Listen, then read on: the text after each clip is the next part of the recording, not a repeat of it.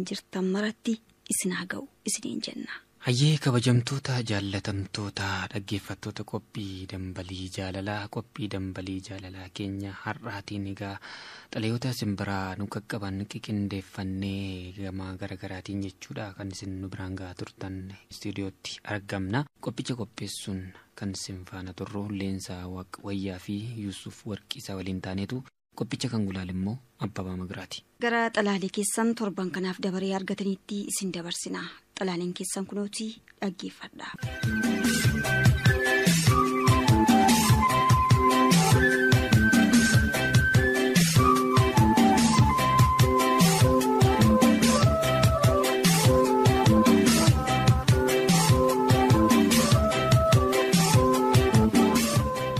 Ajab!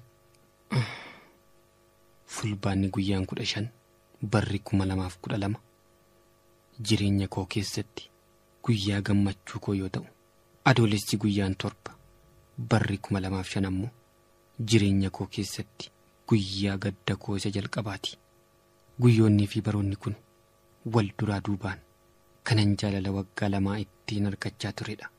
Kanan itti hafuura baafadhee itti gaafadhee fi jaalala mi'ooftuu waliin dabarsinee irraanfanne addaan ba'uu keenyaa fi guyyaa jalqabaa kan ta'edha. Waan inni ta'a jedheetoo yaadeen beeknetu ta'e. Namni iddoo abbaatti eeggatan bakka wasiilaa hanqataa jedhamti Oromoon. Eeyyan dhugaadha. Anillee baay'een si abdachaa ture. Haala kanarras ni geenya jedheetoo yaadeen beeku. Balleessaan mataa koo yoo ta'e iyyuu balleessaa kanaaf garuu sababaan sumadha.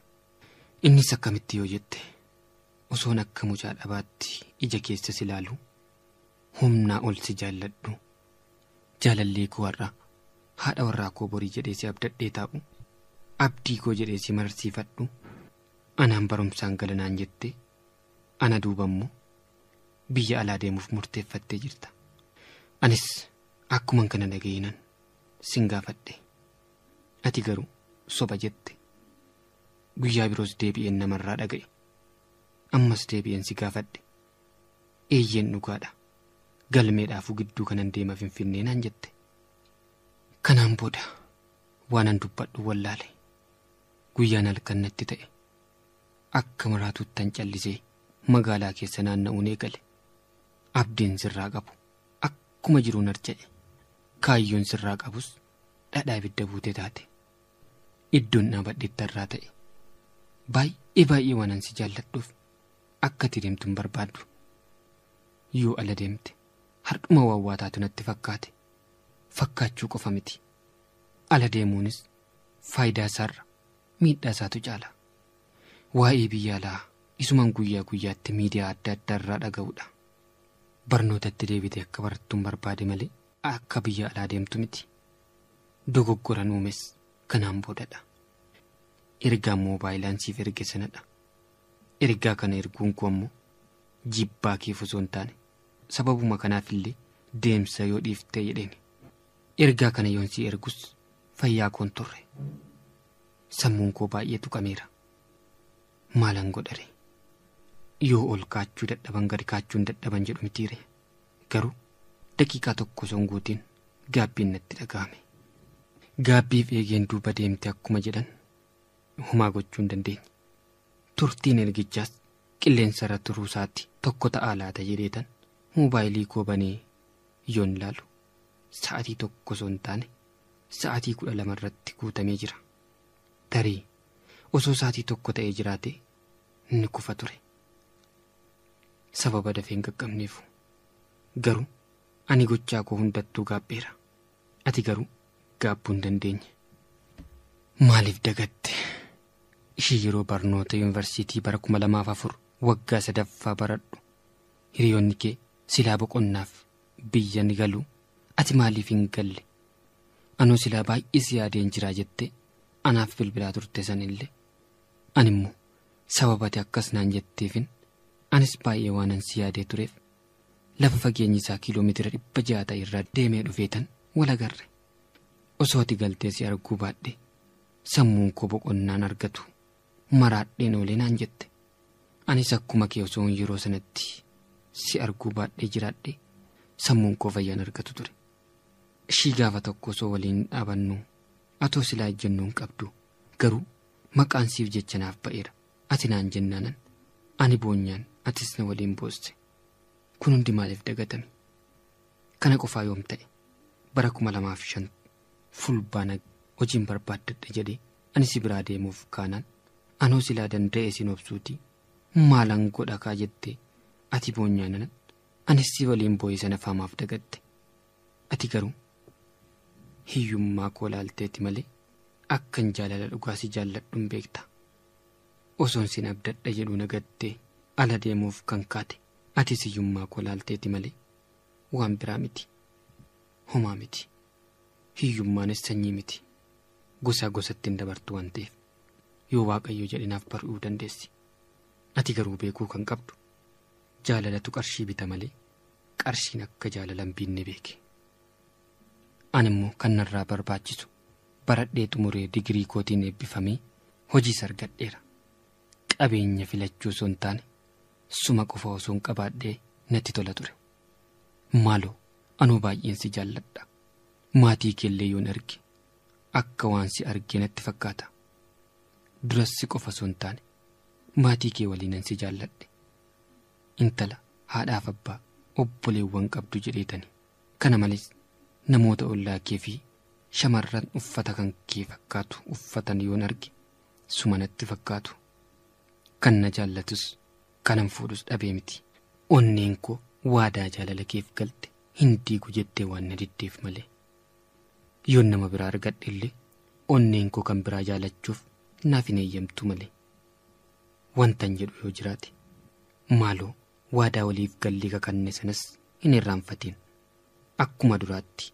araramne waliin haa jiraannu ani kanan dhabe waan sadiidha si kanan lubbuu kootii walitti jaalladhu obboleewwan koo kan akka obbolaatti wal jaallannuu fi sadaffaan ammoo sammuu koo kanan itti yaaduu danda'u sani yoon laalta ta'e namoonni biyya alaa dhaqanis waan isaan ta'anii dararaa hedduun irra ga'ee gara biyyaatti deebi'aa jiran ni argita garuu guyyaa tokkotti dhaqee waanan sooramu sitti fakkaata yoo kan akkasitti yaaddu ta'es dogoggorteetta kanaaf dhumarrattis nama beekamaa abbaa qabeenyaa fi nama miidhagaa ta'e tokkotti heerumuu ni dandeessa garuu kan akka koottis xinqishaa mi'aawu baala ciniinanii ilaalu paappayaa bilchaatis tuttuqanii ilaalu maal paappayaa qofa avokaadoos gishxaas anaanasis qaamuma miira keenyaatiin adda baafannee ilaalla yookaan adda baafanna buna diimates ijaan ilaallee